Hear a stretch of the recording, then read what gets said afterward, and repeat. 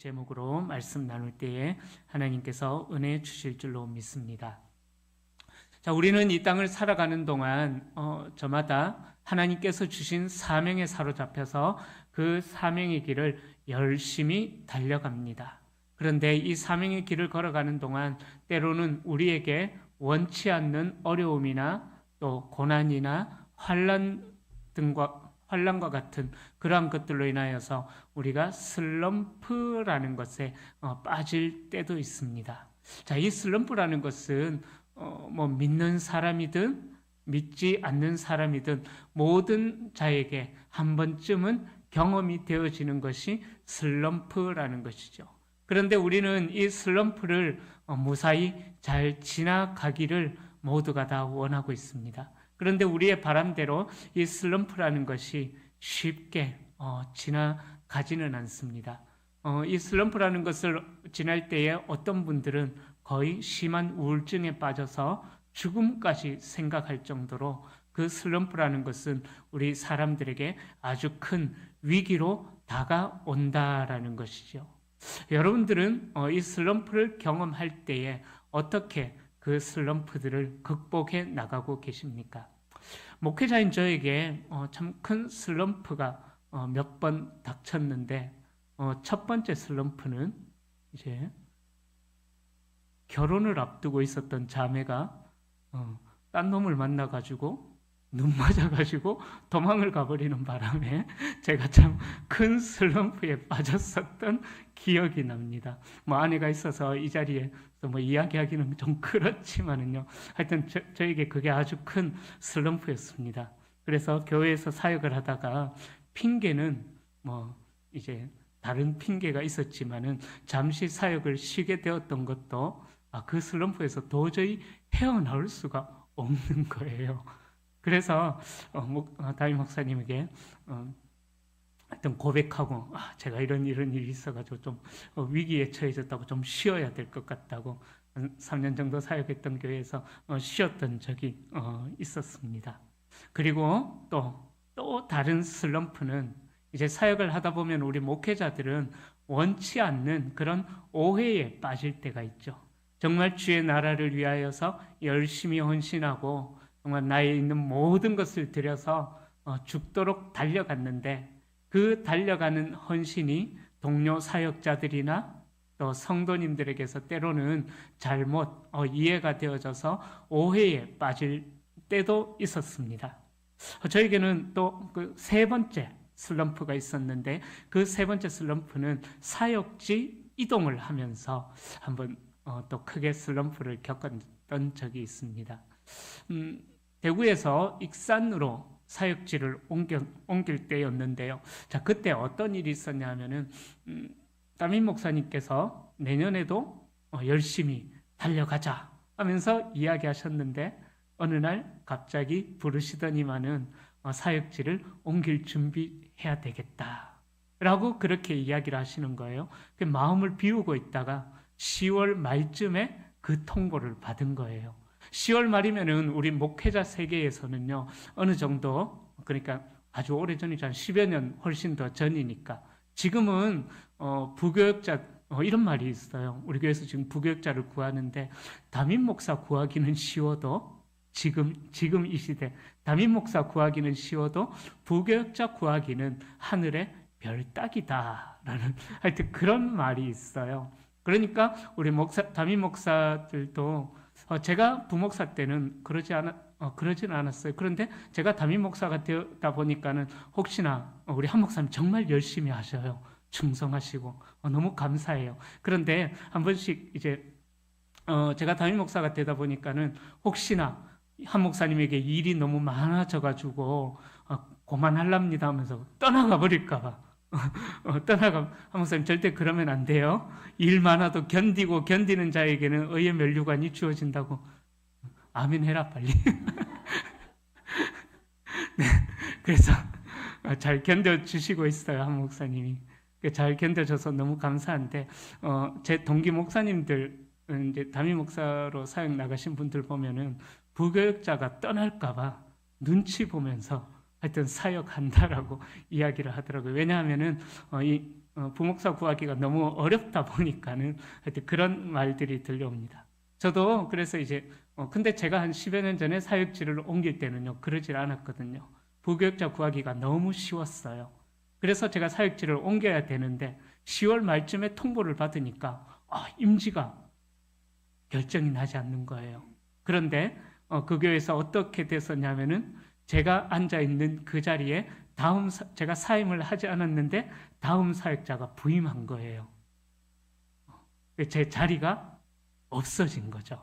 제 자리가 없어져 가지고 그래서 참 많이 마음이 힘들었던 그때의 그때의 경험이 있었습니다. 자, 그러면서 대구에서 어느 한 교회에서 오라고 했는데 제가 거기를 안 간다고 했었거든요. 큰 교회였었는데 제 마음에 확신이 없어가지고 하여튼 하나님 안 가겠습니다. 다른 사역지로 보내주십시오라고 그렇게 기도하고 있는데 이미 제 자리에 제 후임이 부임하고 나니까는 제가 자리가 없으니까 아유 내가 그때 왜 그랬을까 그냥 오라 할 때 갈걸 하여튼 후회도 들면서 좀 많이 힘들었던 기억이 납니다. 그래서 저는 출근하면은 제 자리가 없기 때문에 어디 앉냐면은 그 교역자실 테이블 중간에 회의 테이블에 앉아가지고 그냥 졸기도 하고 그래서 성경 읽다 사역할 일은 없고 그럴 바에 좀 빨리 사임시켜 주시고 조금이라도 좀 쉬게 해주시면 좋겠는데 또 출근은 하라고 그러시는데 할 일은 없고 출근하면 그래서 다른 사역자들의 눈치도 좀 보이기도 했었고요. 하여튼 그런 기억이 납니다. 저에게는 그렇게 이제 3번의 슬럼프가 있었는데 그 슬럼프를 지나면서 다 지나고 나니까는 하나님께서 이렇게 아름답게 저를 인도하셨구나라는 것을 경험하게 됐어요. 이렇게 예쁘고 사랑스럽고 눈에 넣어도 그건 애들한테 하는 건가? 하여튼 아내도 만나게 됐고요. 아내도 만나게 됐고 그리고 익산에서 굉장히 좋은 교회에서 목회도 배우게 되었고 그리고 또 하나님께서 이렇게 좋은 대구 성도교회로 부임하게 해주셔서 여러분들과 함께 이렇게 행복하게 달려가고 있습니다. 우리는 저마다 각자 그 슬럼프라는 그런 것들을 이제 경험하면서 살아갑니다. 오늘 본문에 나오는 주인공이었던 이 엘리야도 차라리 죽는 것이 좋겠사오니 저를 죽여주시옵소서 하면서 하나님 앞에 슬럼프에 빠져서 그렇게 기도를 하고 그 슬럼프를 해결해 나가시는 하나님의 부르심이 다시 나오게 된다는 것이죠. 자, 엘리야가 활동했던 그 시절에는 아합이라는 임금이 있었습니다. 그런데 이 아합이라는 임금은 어떤 사람이냐 하면은요, 이스라엘 왕 중에서 정말 더 이상 악한 일이 일어날 수가 있을까라고 더 이상 악한 왕이 없다라고 이야기할 정도로 굉장히 악한 왕이었던 것입니다. 자, 이 아합이라는 임금은요, 북이스라엘의 역사상 온 이스라엘 땅을 우상 천국으로 만들었을 뿐만 아니라 혼합주의, 다종교주의로 그렇게 만들어 버렸던 왕이 아합 왕이었습니다. 그런데 이 아합 왕은 북이스라엘만 그렇게 만들었던 것이 아니라 자기의 딸 아달랴를 남유다로 시집 보내면서 남유다까지 우상 천국으로 만들어 버린 그런 왕이 아합 왕이었다라는 것이죠.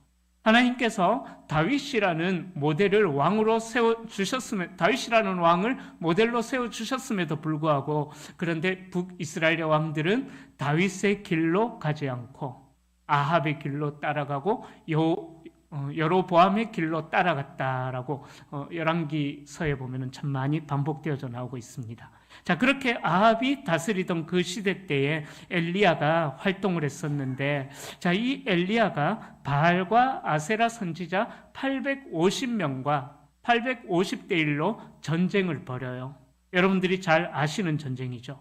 갈멜산으로 불러와가지고 너희들이 바알과 아세라가 섬기는 신이 참 신이냐, 아니면은 내가 섬기는 여호와 하나님이 참 신이냐, 그것을 한번 가려보자 해가지고 850대 1로 그렇게 한판 전쟁을 벌이게 됩니다. 그런데 열왕기상 18장 21절에 보면은요, 참 이해가 되지 않는 장면이 나와요. 이스라엘은 어떤 나라였었냐면은 신정국가였었거든요. 신정국가였는데 이 엘리야가 그 바알과 아세라 선지자 850명과 자기 혼자 전쟁을 벌일 때 이스라엘 백성들에게 요구를 해요.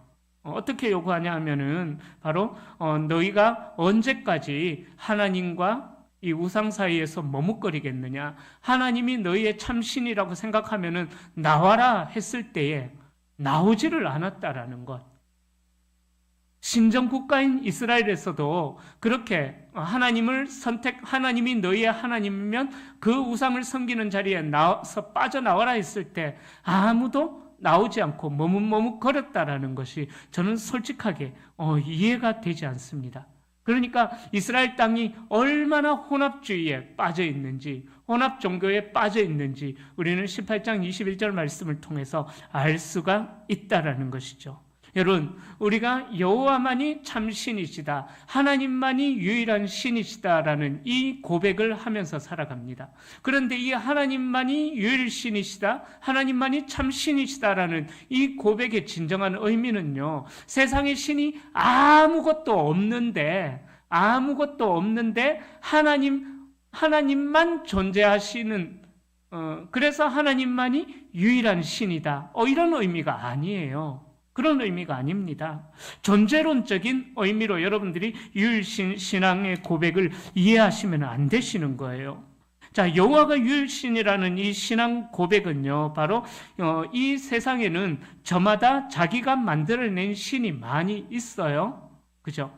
우리가 하나님을 믿기에 하나님만이 유일한 신이시다라고, 하나님만이 참 신이시다라고 고백을 하지만은, 그러나 이 믿음이, 하나님을 믿지 않는 사람들은 저마다 자기가 만들어낸 신을 섬기고 있는 것이 현실입니다. 그러기에 아무리 하나님만이 참 신이십니다라고 외쳐도요, 아무리 하나님만이 참 신이십니다라고 외쳐도 이 땅의 잡신들은 절대로 사라지지 않습니다. 그러니까 여호수아도 외쳤고 엘리야도 외친 나와 내 집은 여호와만 섬기겠노라, 이 유일신론의 의미는요, 다양한 신들이 존재하는 이 세상 속에서 나는 하나님을 선택해서 섬길 것이고, 그리고 내가 선택한 하나님의 말씀을 따라서, 하나님의 뜻을 따라서 내 자유의지도 드리고, 내 헌신도 드리고, 내 믿음도 드리고, 그래서 오직 나는 하나님의 뜻을 따라서만 살겠다는 그 결단과 의지의 표현이 바로 이 여호와 유일신을 섬긴다라는 말의 의미인 것입니다. 이해되셨죠? 그러니까 그냥 존재론적인 의미로 이해해버리면은요, 우리가 올바로 하나님을 섬길 수가 없다라는 거예요. 존재론적인 의미로만 섬겨버리면은, 그래, 하나님은 유일신이야, 그래서 이렇게 되어버린다라는 거죠. 그러나 나의 의지를 들여서 나는 하나님의 뜻을 따라 살겠다, 나의 마음과 힘과 뜻과 목숨을 다하여서 나는 하나님만 섬기겠다라는 그 결단과 의지의 표현이 바로 이 여호와 유일신론의 의미다라는 것이죠. 자, 그런데 이 땅에는 하나님만 섬기겠다라고 결단한 성도님들 중에 말은 쉽게 하지만은 실제 삶에서 하나님의 뜻을 따라 섬기겠다라는 의지를 가지고 그 뜻대로 살아가는 분들이 많이 없다라는 것입니다. 그래서 제가 몇 번 말씀드렸는데, 이 땅에 2000년 동안 충분히 복음이 전해졌어요. 그죠? 충분히 복음이 전해졌는데, 그런데 이 전해진 복음을 따라 살아가는 사람들이 적은 것이 교회의 위기다라는 거죠. 여러분들은 얼마나 하나님을 의지적으로 결단하고 또 그 뜻에 따라 순종하면서 여러분들은 살아가고 있으십니까? 열왕기서에 나오는 이스라엘 백성들이 그러했습니다. 그렇게 하나님과 우상 사이에서 머뭇거리고 있는 이스라엘 백성에게 여호와 하나님만 섬기라고 엘리야가 강권하면서 그 바알과 아세라 선지자 850명과 한판 붙어보자 라고 그렇게 제안을 했던 것이죠. 자, 그렇게 바알과 아세라 선지자들이 재물을 잡고 아무리 애를 써도 자기 몸을 막 자해하면서까지 애를 썼지만 바알과 아세라 신은 잠잠하고 엘리야가 기도하자 여호와께서 불을 내려서 번제단의 재물뿐만 아니라 흙과 돌까지도 태워버리심으로 하나님만이 참 신이심을 만방에 드러냈던 것입니다. 그리고 이어서 엘리야가 간절하게 기도하자 3년 반의 가뭄도 끝나고 비가 내리는 일이 일어났던 것이죠. 자, 그리고 바알과 아세라 선지자들이 엘리야에 의해서 기손시내에서 죽임을 당한 소식을 들었던 이세벨은 살기가 등등하여서 엘리야를 죽이겠다고 협박을 하고 있는 그런 상황입니다. 자, 엘리야가 그렇게 갈멜산 전투에서 승리했지만은 여전히 아합은 건재하고 이세벨의 기세도 등등하고 백성들의 영적인 삶에도 변화가 없자 엘리야는 절망하고 영적인 탈진 상태에 빠져들게 됩니다. 그리고 엘리야는 오직 자신만 살아남아서 외로운 투쟁을 벌이고 있다는 생각에 사로잡히면서 지독한 영적인 고독감에 빠져서 이제 이 엘리야가 남유다의 마지막 밑에 지역인 브엘세바까지 도망해서 로뎀 나무 아래 누워가지고 죽기를 강구하고 있는 모습이 오늘 본문의 배경인 것이죠. 오늘 본문은 그렇게 지독스럽게 영적인 탈진에 빠진 엘리야를 하나님께서 만나주시고 충분히 쉬게 하시고 다시 사명의 자리로 불러주시는 내용이 오늘 본문의 내용입니다. 자, 엘리야는 그렇게 엄청나게 영적인 승리를 거둔 후에 이세벨로부터 위협을 당합니다. 이스라엘에 자신이 바라는 영적인 변화가 일어났으면 좋겠지만은 머뭇거리던 그 백성들이 하나님께로 돌이켰으면 좋겠지만은 전혀 그런 일들은 일어나지 않고 어떤 일이 일어나느냐? 자신의 생명이 이세벨 때문에 위태롭게 되는 안타까운 그런 일들이 일어나게 됐죠. 그러니까 엘리야는 도망을 가서 홀로 광야에 들어가서 로뎀 나무 아래 앉아서 낙심하고 좌절해서 죽기만을 구하는 심각한 우울증, 심각한 영적인 침체에 빠져버리게 됩니다. 그는 하나님께서 자기에게 맡기신 사역에 대하여서 어찌 보면은 내가 이러려고 목숨을 걸고 850대 명과 싸웠는가, 그런 자괴감에 빠져서 환멸을 느끼고 실망을 하나님 앞에 표현했던 것이죠. 그 실망이 19장 4절에서 차라리 저를 죽여주시옵소서라고 하나님 앞에 기도할 정도로 그렇게 심한 영적인 침체에 빠져들었습니다. 여러분, 우리는 그런 엘리야와 같은 생각들을 합니다. 한번 엄청난 어떤 성공을 경험하고 나면은요, 내가 원하는 변화가 일어날 것이다. 그죠? 우리는 그런 기대를 합니다. 어떤 일에 내가 헌신하였더니 이렇게 분위기가 바뀌어졌더라. 그리고 더 헌신하는 자들이 많이 일어났더라. 하나님께로 더 나아가는 자들이 많이 일어났더라. 이런 변화를 우리가 기대하지만은요. 그러나 그런 변화는 의외로 많지 않다라는 거죠. 나만 혼자 애타하는 그런 경우가 많이 있다라는 것입니다. 여러분, 그럴 때 조심해야만 합니다. 그런 상황은요, 우리가 소망하고 바라는 대로 펼쳐지지 않는 그런 상황이 우리에게 주어질 때에 우리는 낙담하기가 쉽다라는 것입니다. 특히 우리가 어떤 일들을 행할 때 이렇게 하면은 이제 이 어려움을 극복할 수 있는 돌파구가 될 것이다 라고 기대를 했는데 의외로 잘 빠져나가는 것 같다가 더 심각한 어려움에 빠져버리기도 합니다. 그럴 때 우리는 영적인 침체를 경험하기도 하는 것이죠. 그렇게 내게 맡겨진 사역을 감당하다가 영육이 탈진하게 된 경험들을 하신 성도님들 아마 한 번쯤은 경험한 분들이 있으실 것입니다. 하나님의 사람들에게 있어서 목회자들뿐만 아니라 우리 성도님들에게도 이 영적인 침체는 심각한 문제가 된다는 것입니다. 누구라도 영적인 침체와 우울함에 빠져들 수 있기 때문에 항상 조심해야 된다는 거죠. 영적인 침체에 빠지게 되면은 일단 자신감도 사라지게 돼요. 그리고 이전에 아무리 큰 성공을 경험했다고 할지라도 영적인 침체에 빠져들게 되면은 내가 이렇게 한들 뭐하냐? 아무런 변화도 일어나지 않는데. 그런 절망감에 빠져들면서 자신감도 사라지고 의욕도 사라지고 또 하나님께서 맡기신 사명에 집중하지 못하기도 합니다.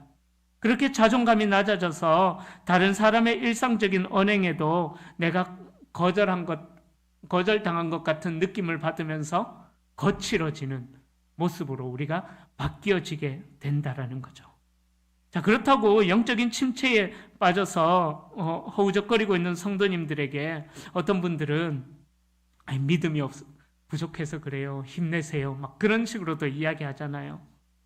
또 혹시나 하나님 앞에서 잘못 살아온 것들이 있지는 않을까 한번 돌아봐야 돼요. 그렇게 다그치는 분들도 있습니다. 또 어떤 분들은 시간이 지나면은 회복될 것이니까 잘 견뎌주세요.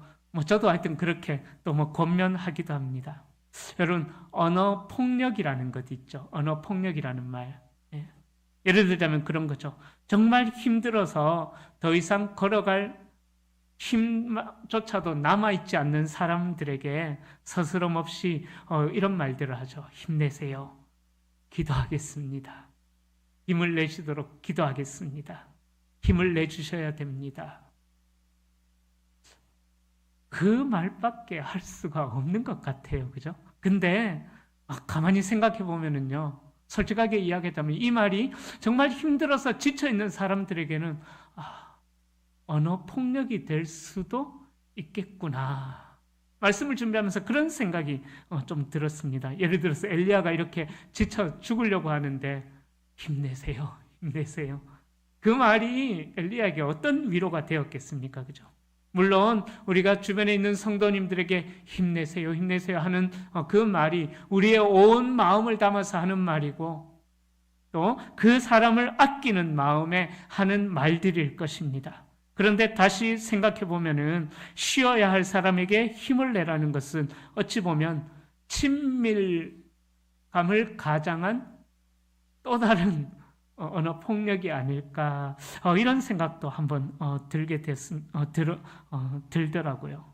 그러기에 그런 말을 하기보다는 차라리 그냥 가서 손 한번 잡아주시고 한번 안아주시고 잘 달려왔다고 등 한번 토닥여 주시고 격려해 주시고 좀 쉬어도 돼 하면서 또 응원해 주시고 그리고 말보다는 행동으로 하여튼 밥도 한번 사주시고 그렇게 오히려 격려하면은 어떨까 싶은 생각도 한번 들어봤습니다. 자, 그렇게 죽기만을 간구하고 있는 엘리야를 보시고 하나님께서는 침체되어 있는 엘리야를 믿음이 없다고 소심하다고 책망하지 않으시죠. 먼저 그가 충분히 먹고 쉴 수 있도록 천사들로 하여금 수종들게 하셨다라고 19장 7절에서 말씀하고 있습니다. 그처럼 하나님께서는 침체되어 있는 성도님들을 직접 만나주시는 분이라는 거예요. 하나님은 세상에서 실망하고 절망에 빠진 우리를 꾸지람하시는 분이 아니라 사랑과 위로로 우리를 격려해 주시고 또 회복시켜 주시는 분이라는 것입니다. 베드로가 주님을 배반하고 물고기 잡으러 가겠다라고 다른 제자들과 함께 고향 땅 갈릴리 바다로 돌아갔을 때 부활하신 예수님께서는 다시 베드로를 만나서 찾아가 주시고 떡과 생선을 구우셔서 준비해 주시고 만나 주십니다. 그 만남으로 인하여서 베드로는 다시 한 번 더 사명의 길로 나아갈 수가 있었다라는 것이죠. 여러분, 그 만남을 통해 베드로는 새로운 힘을 공급받게 되었다라는 거예요. 우리가 예배라는 말을 할 때요, 이 예배라는 말에는요, 하나님과의 만남이다라는 뜻이 있습니다. 그러니까 바로 예배가 하나님의 얼굴을 마주 대하는 회복의 장소요. 이 예배 드리는 이곳이 또 여러분들이 삶의 순간을 통하여서 하나님의 뜻을 구하는 그 시간이 하나님과 만남, 여러분들에게 회복이 일어나는 만남의 자리인 것입니다. 그러기에 주일 하루만 예배가 아니라 또 우리가 모여서 드리는 이 공예배의 이 자리만 예배가 아니라 여러분들의 분초의 삶이 하나님과의 만남이 있는 예배의 자리가 되어야 된다는 것입니다. 그러한 하나님과의 만남이 있을 때에 우리는 우리의 영적인 현실을 정확하게 해석할 수 있는 관점을 가지게 됩니다. 그리고 준비가 되었을 때에 하나님께서는 우리를 다시 부르시면서 새로운 사명의 자리로 인도하신다라는 거죠. 여러분, 우리의 마음에 낙심이 들 때에 우리가 환경을 바라보고 있는지 아니면은 하나님을 바라보고 있는지 우리가 한번 잘 생각해 볼 수 있기를, 우리의 내면을 점검해 볼 수 있기를 바랍니다. 낙심될 만한 상황을 만날 때에도 모든 상황을 주관하시는 하나님을 바라봐야 된다는 것입니다. 우리는 상황보다 더 크신 하나님을 기대하고 그 하나님을 바라봐야 된다는 거예요. 내가 원하는 대로 성공하기를 바라는 마음보다는 내가 어떤 일들을 이뤘을 때에 그 열매를 기대하면서 또 인간적인 어떤 야망을 생각하기보다는 내가 하나님의 일에 충성했다, 내가 내 인생의 모든 핵심 가치를 들여서 하나님 나라를 위해서 이렇게 헌신했다, 그 사실만으로 내가 충성했다라는 어떤 응답이 있어서가 아니라 내가 하나님 앞에 충성했다라는 그 사실 하나만으로도 더 큰 감사와 기쁨을 누릴 수 있는 저와 여러분들이 될 수 있기를, 또 그 사실 하나만으로도 만족하고 감사하는 마음을 가질 수 있는 저와 여러분들이 될 수 있기를 축원합니다. 오늘 이 밤이 그렇게 하나님을 바라볼 수 있는 은혜의 밤이 될 수 있기를 축복합니다. 자, 영적인 침체에 빠져있던 엘리야는 천사들이 준 떡과 물을 먹고 쉼을 얻은 후에 호렙산에 나아가서 하나님의 나타나심을 마주합니다.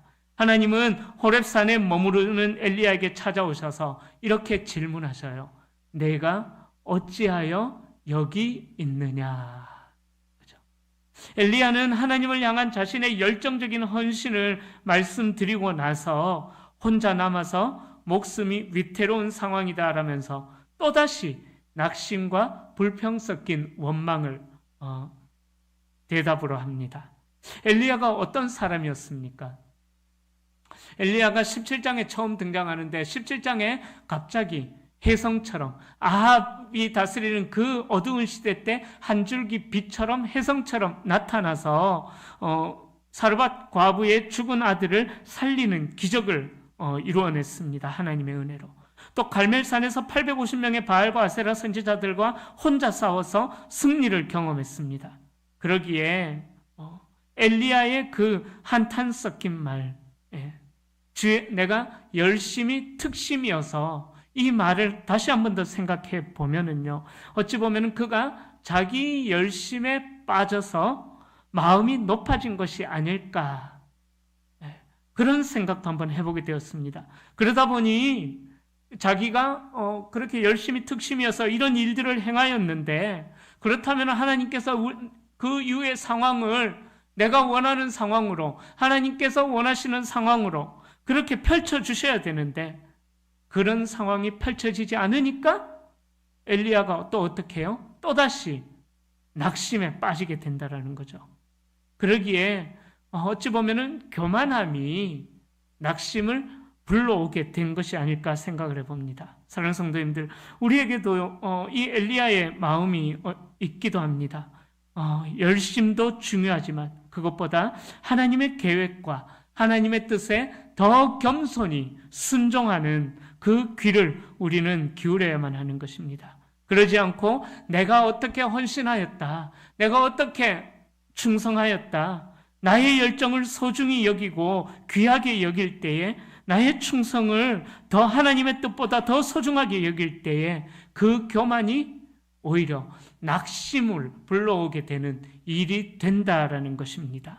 그러기에 나의 기대와 열심보다 하나님이 더 크게 보여야 되는데, 반대로 나의 열심이 더 크게 보일 때에 낙심하게 된다라는 거죠. 엘리야가 그러했다라는 것입니다. 하나님께서는 우리에게 원하시는 것이 어떤 상황 속에서도 흔들림 없는 충성으로 하나님을 바라보는 신실한 우리의 마음을 원하시는데, 우리에게 사명을 주신 분도, 우리에게 주신 사명을 이루어 가시는 분도 하나님이신데, 우리가 자기 열심에, 자기 충성에 대한 어떤 자부심 때문에 그렇게 하나님 앞에서 교만하여지지는 않는가 한번 생각해 볼 수 있기를 바랍니다.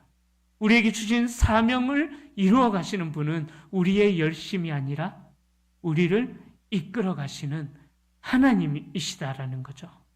자, 그렇게 엘리야는 강한 바람과 지진과 불이 임할 때에 이제 하나님의 위로를 소망합니다. 그런데 그렇게 강한 바람과 지진과 불이 임하는데도 불구하고 하나님이 아무런 말씀도 하지 않으셨다라고 이야기합니다. 우리도 그렇죠. 하나님과의 만남에서 뭔가 눈에 시원하게 빵빵 터지는 그런 응답을 우리는 기대합니다. 기적과 같은 그런 만남을 기대합니다. 그런데 하나님은 뜻밖에도 그런 눈에 빵빵 터지는 기적과 같은 상황 속에서 우리에게 응답하시는 것이 아니라 어떻게 응답하시느냐? 12절에 보면은 세미한 소리로 하나님은 엘리야에게 찾아오셨다라는 거예요.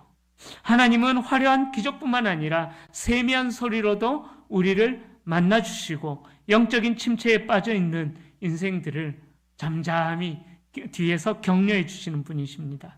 우리가 하나님의 응답을 내가 이런 응답으로 하나님께서 역사하실 것이다, 응답하실 것이다 라는 고정관념도 우리가 버려야 된다라는 거죠. 고정관념을 내려놓고 조용히 하나님을 만나는 개인적인 경건의 훈련도 필요하다라는 거예요.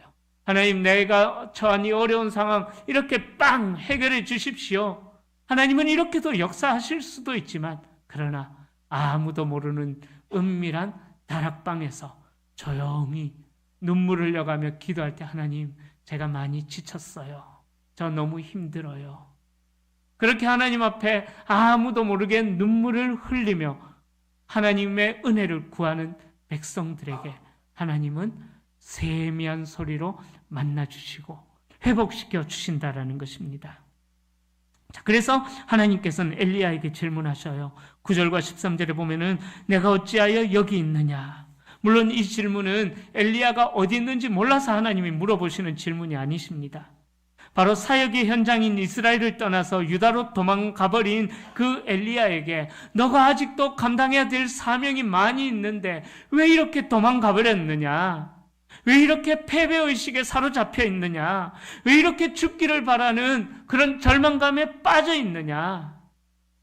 그렇게 나약해진 엘리야의 모습을 지적하시고 그의 사명을 다시금 상기시켜주는 하나님의 질문이다라는 것이죠. 자, 그런데 엘리야는 이미 앞절에서 같은 사건이 있었습니다. 여호와께 자신의 열심이 유별했다라고 하면서 자신만 남았고 목숨까지 위험하다고 두 번이나 하소연하는 장면이 오늘 본문에 나오죠. 이때 하나님은 엘리야에게 임하셔서 새로운 사명을 주시는데 그 사명이 계속해서 소개되고 있죠. 하나님은 아람 왕 베나닷 2세의 군대 장관인 하사엘이 왕을 죽이고 왕위에 오를 것과 님시의 아들, 정확하게는 손자예요. 이 손자인 예후가 요람 왕을 치고 혁명을 일으킬 것을 말씀하십니다. 하나님께서는 또 엘리사를 세울 것으로 말씀하십니다. 이 세 사람이 연결되어진 건 아무것도 없어요. 그러나 전혀 다른 이해관계를 가진 이 세 사람이 북이스라엘을 심판하는 그 동일한 목적을 이루는 일에 쓰임받을 것을 말씀하시면서 엘리야에게 하나님이 이 역사의 주관자다라는 것을 말씀하시는 거죠. 또한 이 사명을 위하여서 하나님께서는 18절에 바알에게 무릎을 꿇지 않고 바알에게 입맞추지 아니한 7,000명을 남겨두셨다라고 말씀하고 있습니다. 성경에서 이 7이라는 숫자는요, 완전함을 의미합니다.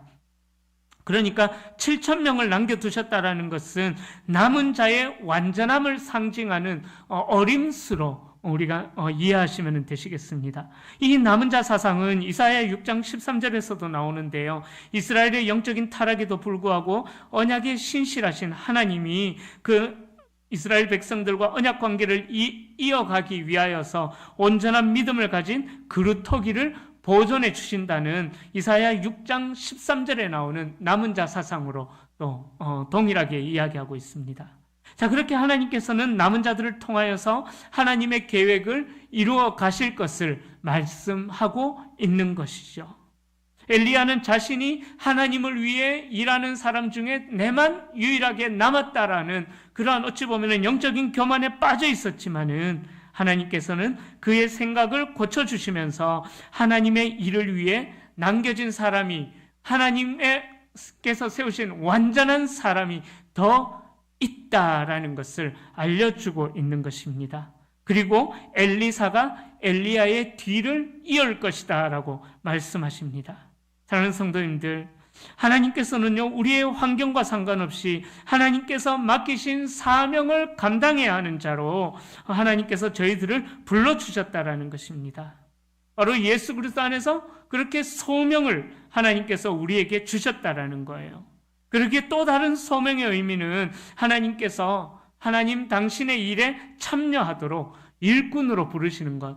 이 소명이라는 것은 단순히 구원받은 백성으로 부르는 것으로 끝나는 것이 아니라 하나님의 사명을 맡기는 또 다른 소명, 또 다른 부르심이 우리에게 있다라는 것입니다. 그러기에 우리가 이 세상에서 그 소명의 열매, 사명의 열매를 받도록 그 사명의 자리로 우리를 부르신다라는 거죠. 그러니까 믿음의 사람들은 그 두 번째 부르심, 첫 번째는 구원으로의 부르심, 두 번째는 사명으로의 부르심, 그 사명으로의 부르심에 충성을 하며 달려나가는 순종이 있어야 된다는 것이죠. 오스왈드 기니스라는 분의 소명이라는 책에 보면은요, 이런 내용이 있어요. 소명이라는 것은 하나님이 우리를 부르셨기에 우리의 존재 전체, 우리의 행위 전체, 우리의 소유 전체가 특별한 헌신과 역동성으로 하나님의 부르심에 응답하여 하나님을 섬기는 데 투자되는 진리라고 이야기하고 있습니다. 그러기에 이 사명이라는 것은 그 사람의 존재의 목적이 되는 것입니다. 그러기에 온갖 환난과 어려움에도 불구하고 그 소명의 자리를 끝까지 살수할 수 있는 힘은요, 나를 불러주신 하나님께 있다라는 거죠. 그러기에 우리가 세상을 두려워하지 않고 하나님을 경외함으로 그 사명의 자리를 충성되이 살아내는 우리가 될 수 있기를 소망합니다. 여러분, 우리에게는 하나님께서 주신 사명이 있습니다.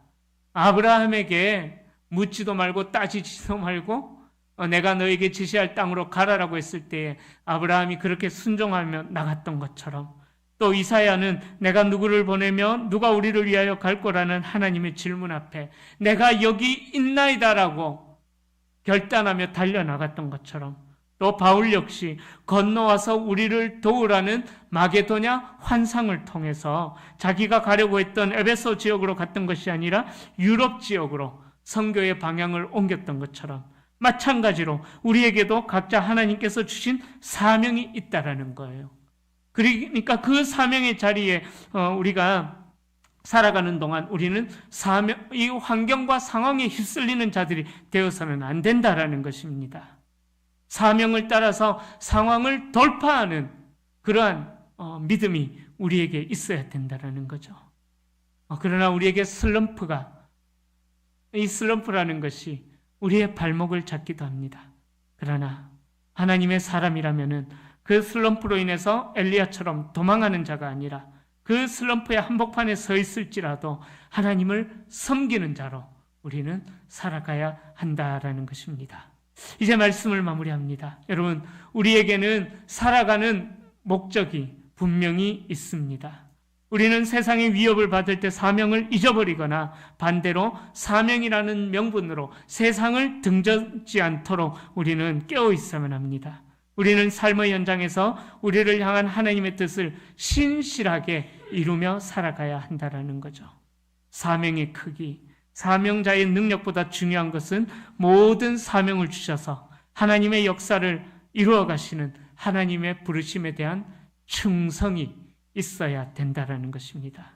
그러기에 우리가 경험하게 되는 어려움의 자리는 하나님께서 우리를 새로운 사명의 자리로 부르시는 자리임을 기억하셔서 우리의 마음에 어려움이 생길 때에 우리의 시선을 하나님께로 돌리고, 그래서 하나님의 목적과 또 하나님의 사명에 부합된 삶을 살아가시는 우리 모든 성도님들이 다 되시기를 예수님의 이름으로 간절히 축원합니다.